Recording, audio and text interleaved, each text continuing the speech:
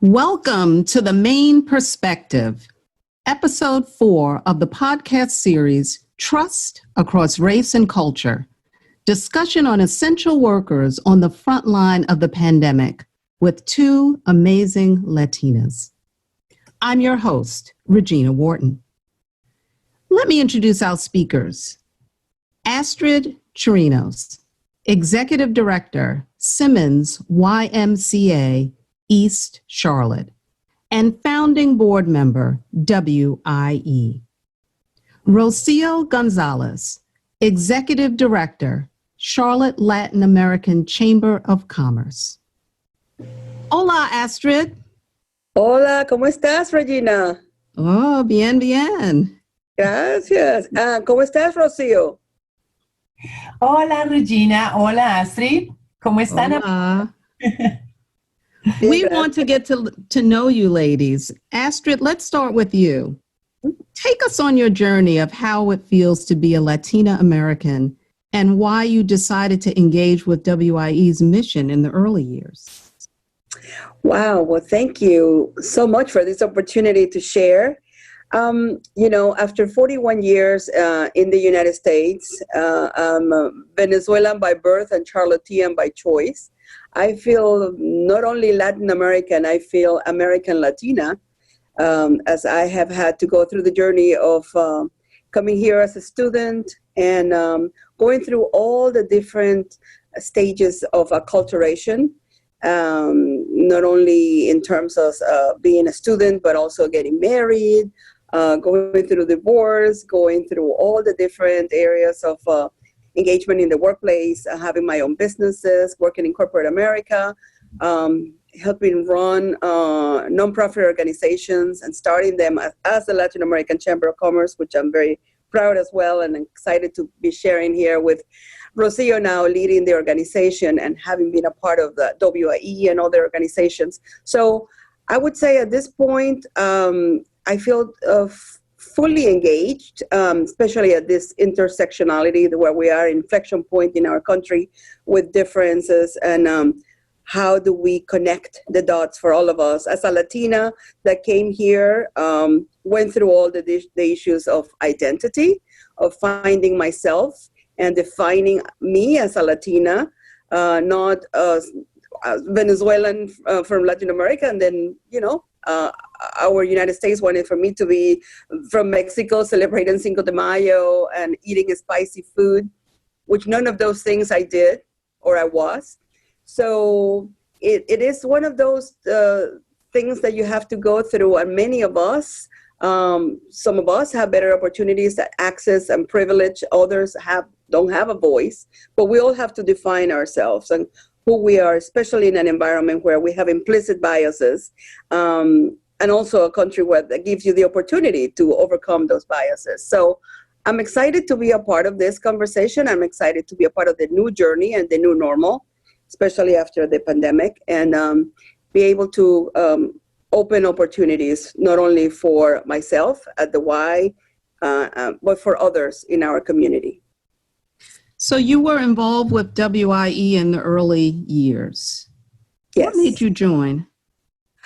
The opportunity to create bridges and build what we call social capital, which is a trust, not just about bonding with people that we know, but just going across differences.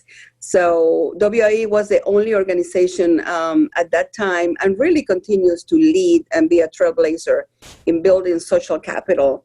And especially in this environment where you could also provide economic opportunity, social mobility, and engagement. The idea of me being someone that coming into this culture, consider other, and finding organizations like WIE that can provide you with the bridge, the language, the belonging that creates the engagement to grow and make a difference. So Definitely for me, it was a place where I created best friends, mentors, sisters, sisters, as we call each other. And then I was able to bring other Latinas as well to go through that journey and have the kind of support that we need to move into the 21st century. Rocio, tell us about your journey and how it feels for you to be a Latina American when Latinos are facing new challenges as essential workers during this pandemic. Yes. Wow. Being a Latin American, first of all, I would like to say I was born in New York, and I'm a USA citizen. And when I was 2 years old, I was sent to Colombia. I grew up in Bogota, Colombia. So English was my first language up to 2 years old. And then after that, my language was Spanish. I went to school there and wanted to go to higher education, and my parents really couldn't afford that. So with the help of some family members, I was able to return to my country. And so at that time, now we're talking about 1984, 1985, I'm kind of dating myself. At that time, it was quite difficult for me to adjust to a place where I came in and then all of a sudden I was a Latina, and I was told that was a race. So I was a Hispanic and it was a race. And then the other situation was that I would be asked, are you from Puerto Rico or from Mexico? Because unfortunately not too many people were aware, or it was just a great opportunity for me to show them or teach them about how many different countries in Latin America there are, and that we have many other countries that speak Spanish. And then also through a family member that was in the U.S. Army, I ended up moving to Germany for 3 years. So I had the opportunity to be there, see different cultures, different styles. And it was just very eye-opening how when you're traveling, you're able to see the treasure of being able to be exposed to different people and different environments. So I came back to the United States. I lived in Pennsylvania. Then I moved to Charlotte about 20 years ago. It was a growing city. Once again, I found myself being asked if I was from Mexico or Puerto Rico, and you don't sound like us, because by then I had a northern accent. So I was a Latina with a northern accent. Right now, I have no idea what accent I have. I know I have an accent, but anyway. So when your question about how I feel right now, and how being a Latina means is it's kind of sometimes hard for me to identify, because when I was growing up, I wasn't from there. And now that I'm here, I'm not from here either. So it's like, where can I find the space where I can feel that I'm at home, that I'm accepted, that I belong? The same thing that Astrid was talking about, belonging. So now with this new environment, with the pandemic, with the essential workers, there's so many things that are being opened up to realizing that there are so many people supporting us that we're invisible at some time. And there's just so much that I can identify with them at some point, because even though I am a USA citizen and I have all the privileges of being born in this country, I sometimes walk around and I feel that I'm still invisible. So yeah, this to me is a very hard time, but it's a great and wonderful time to bring to the forefront all these differences and the similarities that we have as well. Yeah, say more about feeling invisible, because as you were saying earlier, what I picked up is that you're often misunderstood. People don't always understand the history, the rich culture and history of your background. So what do you say to us about that? What do you want us to know? Well, without being condescending, I really wish the United States education really was more inclusive of the whole world. In Latin American countries, every year you learn about world history and world geography, and we're all so connected with the globe.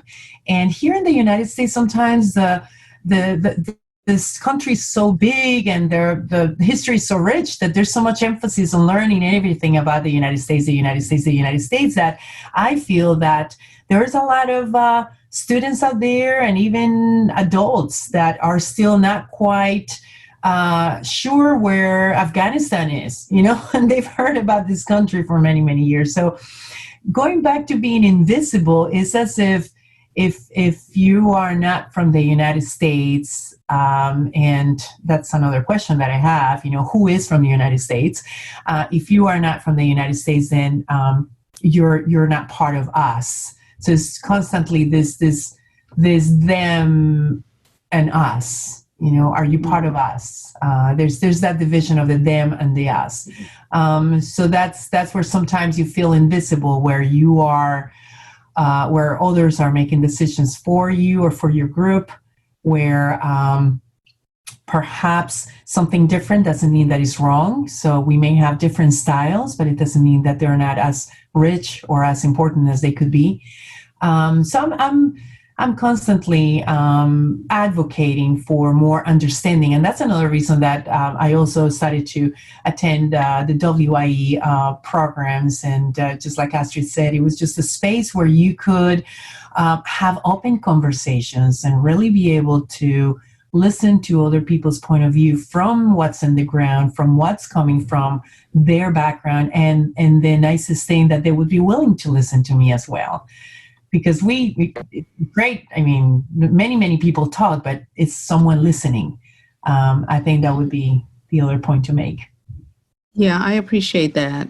And I noticed, Astrid, when you were talking earlier, you somewhat corrected me, if you will, when you said American Latina. Well, I mean, about that, because I'm curious in terms of what's evolving with the Latino community in America.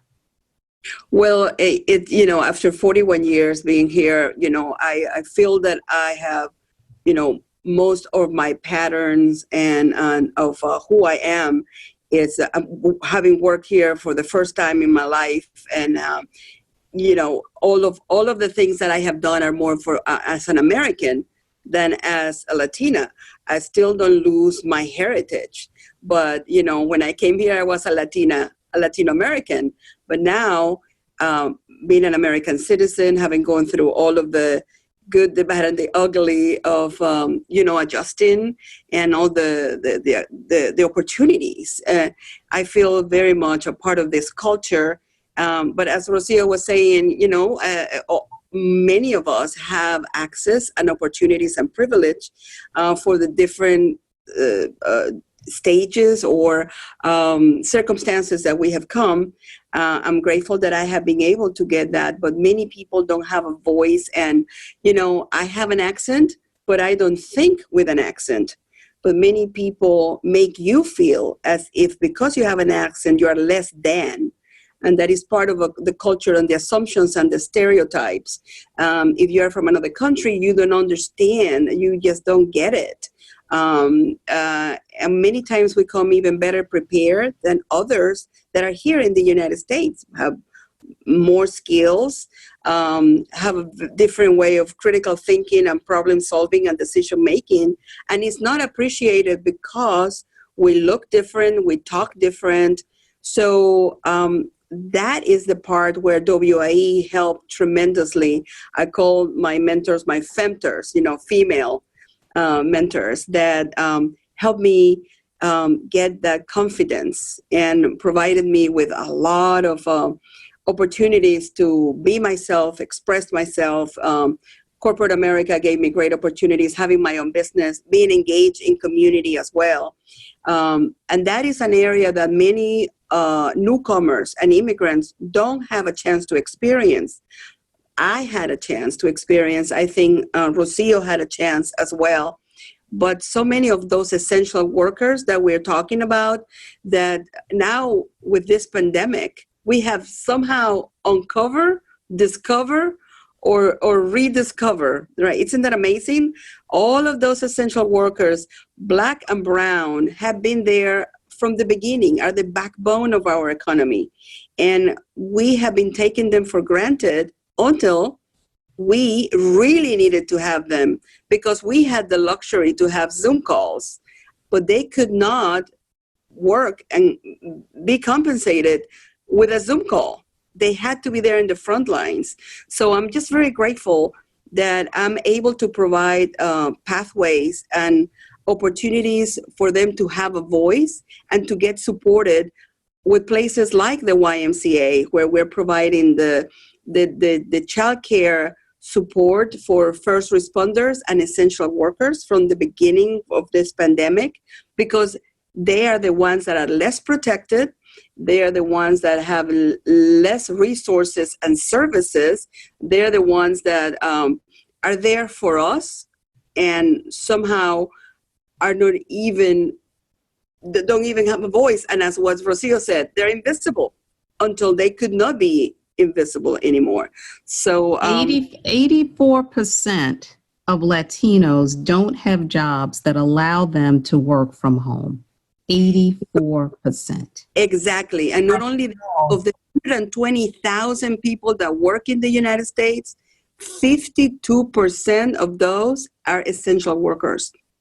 Yeah, and I would like to add that the U.S. Chamber of Commerce, back in March, they provided the statistic that 1 out of 6 Latinos could work, only 1 out of 6 Latinos could work virtually, meaning 5 other Latinos had to work at their employments. They had to be there. And maybe 3 of those Latinos, their businesses closed, their industries closed. A lot of them were supporting the entertainment, the travel industry, so many different industries that had to close. So they were left without a job. And then the few that continued to work, they were the essential workers that were the doctors, the nurses, the people driving the trucks to bring our food, and filling the grocery stores and in transportation, and all these industries that when you look around and you say, so why am I able to stay home and work off of my phone and my computer? Because everything is being delivered to me. Someone else is cooking for me. I'm going out to go food shopping or whatever. Well, who is doing all of that? All of this are the Black and brown members of our community, immigrants that are supporting us in this environment. So I think that's what's being uncovered, that all of the essential workers are really essential. Yes, absolutely. Black and brown people are disproportionately impacted during this time of this pandemic. And it's sort of been unveiled, if you will, around the racism that's associated with being Black and brown. If you are on the front line, you are more vulnerable around the virus even.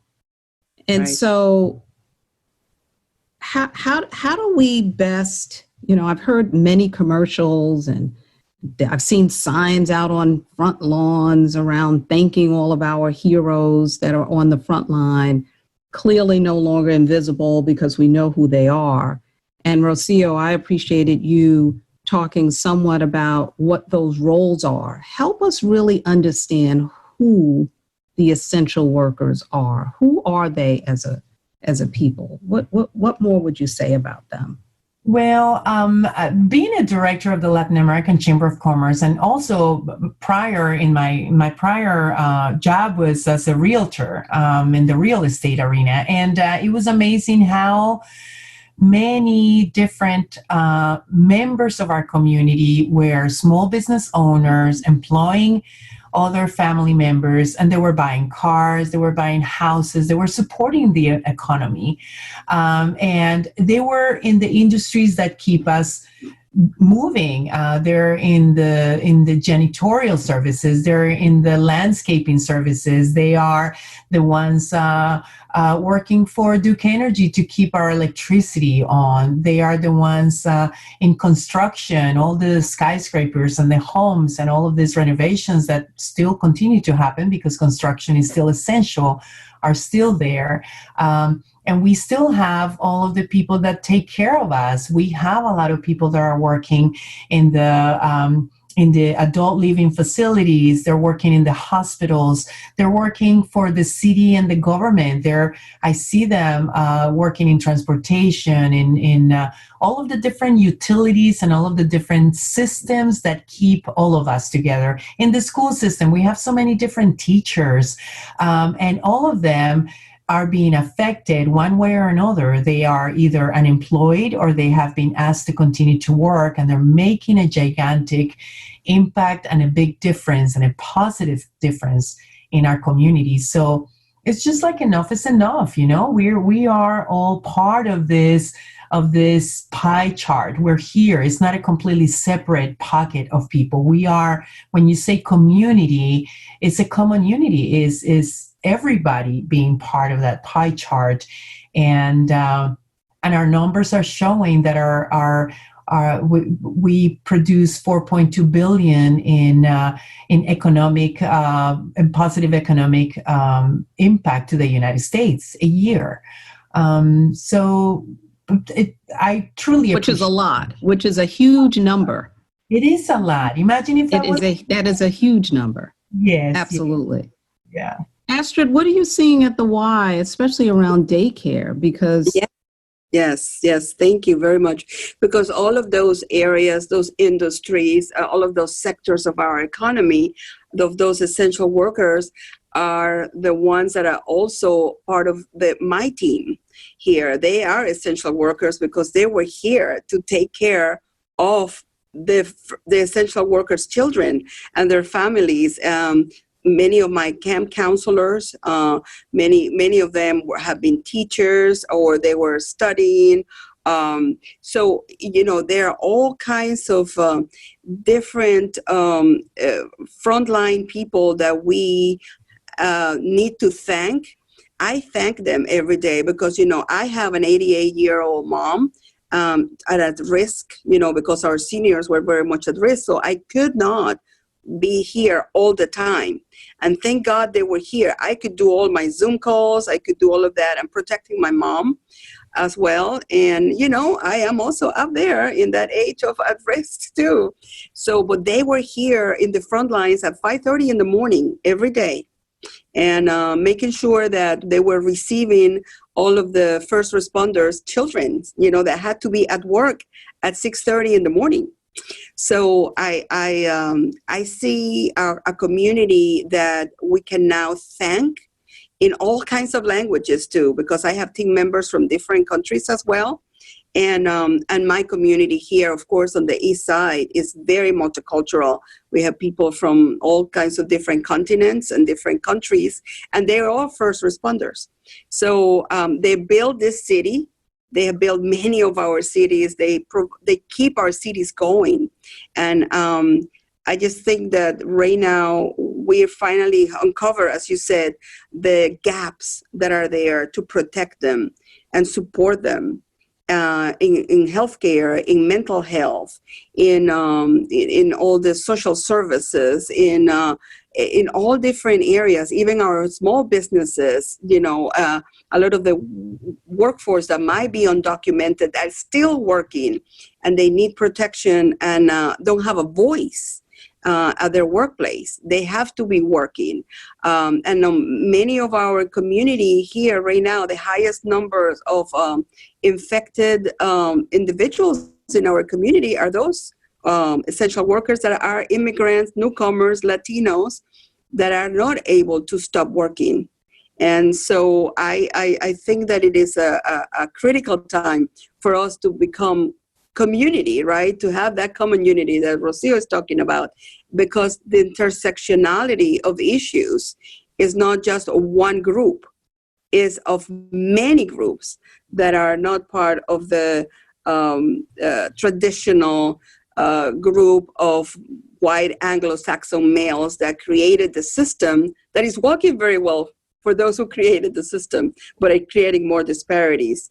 And so I'm very optimistic right now to see the new alliances that have been created through this inflection point in our country. So what do we do to really thank them? Some of what comes to mind is combating the structural racism that exists, because we know where we live, where we learn, where we work, where we play, all of that affects our health. What are some ideas that you have that would be a more sincere thank you? Mm-hmm. It could include working conditions. You know, what's on your list in terms of how we begin to make some significant changes in our society? Yeah, that's a very good. Go ahead. Go ahead, Rocio. From the economic point of view, I would say buy local, and look around and find those immigrant-owned businesses and support them. Look around and see how many Latino friends do you have? How many more can you add to your list? How many families can you support? And open your eyes and just know that we are not invisible. We are making a big contribution to this community. And I know that Astrid is going to have some great ideas to provide too. You know, that makes a lot of sense. I mean, that's super critical because small businesses are the backbone of our economy as well. Most people don't realize that the big corporations are not the ones that are employing most of the people, that are their small businesses. And, you know, the support and the resources that we need to provide, the opening of possibility and opportunities for our essential workers to express themselves, to create practices in our workplace where they participate, where we hear their voice, where we hear their needs, where we support their families and support them, providing opportunities for their children to be safe, for their seniors to have resources and entertainment. The thank you is not, as Maya Angelou say, is not what you say of what you do, but it's how you make me feel. And that is the most important. How do we make our essential workers feel? Are they a part of? Are we connecting them? Do they feel that they contribute? Do they feel that they are relevant? I mean, we're calling them essential workers. That's not enough. We need to provide for them the resources, the services, so they can continue to be essential workers. They can be essential because we can recognize they're essential. Well, then now it is how we make them feel that is going to make a difference. So for us here at the Y, we provide that support for all our employees as well, and our members, our community. That is so important. Family for the essential workers is the number one priority. That's cultural, right? For all our newcomers and our immigrants, their families is the most important part of their life. So let's just make sure that we make it as easy as possible for them to take care of what is the most important for them. And so it's a great segue into educate us on undocumented. Yes. Well, if I say briefly, you talk about family, that to me is core around getting that right. It is core because we have a lot of families that have undocumented people. So the dichotomy and the duplicity of feelings about, how do you engage in community? If you have somebody that is undocumented, not necessarily because they came here undocumented, but because they became undocumented, they stay here longer. We have not been able to provide the pathways for those people to become documented. We have DACA students that, thank God, the Supreme Court has now said, yes, let's just go ahead and let them stay, because they were at a peril to be sent back to their countries when they have been born here. They don't know other countries, the country of their parents that they were born. So we need to be very aware that millions of our undocumented workers in the United States are paying taxes because they have a number that the government have provided for them before all of this crisis happened, and that we haven't been able to create the pathway for them to be legal. Our immigration system is archaic, right? So nobody wants to be undocumented. That's not what we strive for. On the contrary, is to be able to integrate them. So there are many of those new Latinos. They're called Latinx. That they call themselves the more neutral the way, in gender, we're female, Latino, Latina. Well, there's just the Latinx community that has been born here in the United States, that we have the sexual orientation terminology, that they're not the he or she, so we just need to align with their needs, and whether they're documented or documented, they're contributing to our economy, contributing to you and I talking here, contributing into all of those businesses that Rocio is taking care of, and is providing support at the Latin American Chamber to bridge them with non-Latino businesses. So it is important for us to understand that it is not a monolith. Not everybody is documented. Nobody wants to be undocumented. It is how we raise our voices to our government. And it is up to you, Regina, myself, Rocio, and all of us together that we can create the practices and change the policies that it's going to provide sustainability for all in the United States. Rocio, walk us through a timeline. I'm trying to understand what happens first as it relates to undocumented. Can you do that for us? I'll try, because not everybody has the same experience and not everybody has the same trajectory. Many different countries, according to the immigration department, have different levels of access to the United States. So for example, if you're traveling from Germany and you are an engineer and you want to get a visa, a worker's visa, your trajectory could be 2 to 3 months. And you're able to come and stay and work in the United States. And you might be able to move faster into perhaps the residency or the citizenship process if you would like to. But the trajectory I'm going to invite you to follow me with is that one of those members of any country where the situation in their country has not been very pleasurable, meaning that they are unable to find safety or have employment, or they're looking for a better opportunity and they come to the United States, sometimes with a tourist visa, sometimes with an investment visa. And they see the different opportunities in the United States, and some of them may choose to stay. And that by overextending their stay here, by that they become a person in this country that does not have the documentation that allows them to continue to stay. And going back to Astrid's point of duplicity, I wanted to share with you that back in the 1980s, 1990s, and anybody can go to the irs.gov website and find this, there is something that is called the W-7, and the W-7 is a number very similar to a Social Security number that was created by the United States government to allow those individuals that would want to stay in this country, if they were able to find employment, to have the opportunity to pay taxes.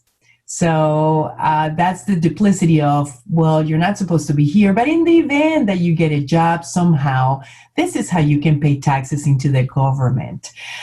So we had all these different people begin to find employment. The E-Verify process was proposed on large corporations. So if you had more than 500 or 1,000 employees, then you had to go through this E-Verify process, which allowed a lot of other large to medium companies to small companies to provide employment to a large percentage of immigrants. By then, the working immigrant undocumented individual had the opportunity to get a credit card. All of a sudden, it's like, wow, they're spending money. Let's let them buy a car. Now they have credit to purchase a car. Like I said, I was in the real estate business, and all of a sudden, it's like, wow, look at all these trillions of dollars coming to the government. Now I think they can purchase houses. So back in the 2000s, I helped hundreds of families purchase homes with the W-7 because they could prove that they were paying taxes, they were law-abiding citizens. They also opened businesses and they registered them with the North Carolina State Department. So all of these processes have been deployed and approved and offered by the government to members of the community that do not have a document from the immigration department that says you're allowed to be here, but they can continue to pay taxes. So now we're in this situation where we have so many different businesses employing so many different members of the community that have perhaps provided you with the cleaning service of your suit and tie, and might be cutting your grass or detailing your car, or they were the nurse, or they're taking care of your children at home. You have a nanny. I mean, there's a plethora of services that people receive from immigrant members of the community, and now these immigrants are not eligible to receive any support from the government or apply for unemployment, and the business owners are unable to qualify for the SBA loans or the 3P loans or any grants or anything, because once again, they have become invisible. These small businesses and these members of the community do not exist because they cannot put that check mark on a box of this other agency of the government has given you permission to stay. All these other government agencies have, and they're applauding and they're collecting all your funds. But that's that duplicity of the government of, we're going to help you this way because we are collecting all your money. But when it comes to applying for medical benefits or for unemployment or for Social Security after working here for 25, 30 years, and now you're 65, 67 years old, it's like, well, where did all those tax dollars that I paid into the federal government and state government go? Where did they go? Well, they are currently, like, these members of the population are currently supporting the Social Security system. The tax-paying members are. And we have to remember and recognize that all of these people that are not in the specific list of Americans are the ones providing the majority of the tax-based dollars that are supporting the United States. I'm very happy, and I hope that this situation that we have right now will begin to provide more value to the essential workers, more value to the knowledge that all these immigrants are bringing, and to their willingness to work in all of these different businesses that are essential, that are necessary, and that are essential. So I'm happy that all these conversations are happening. And then we have this racial instability and social unrest that is kind of grouping everything, going like, well, this goes even bigger and further, and it's a big onion that we keep on peeling and peeling.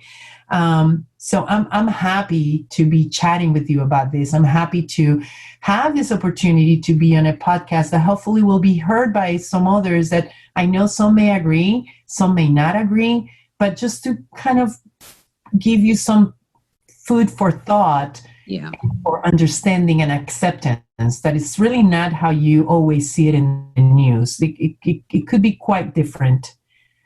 So and we appreciate you opening up the conversation, because clearly the complexity of this goes really, really deep. We'll have to take this conversation to WIE for sure. and have our dialogue across race and cultures. Thank you to our listeners. Thank you to Astrid and Rocio for sharing your stories and perspectives with us. Please join us next week to continue our discussion on trust across race and culture as we hear the voices of multiracial and Native American women, sponsored by The Main Event in partnership with WIE.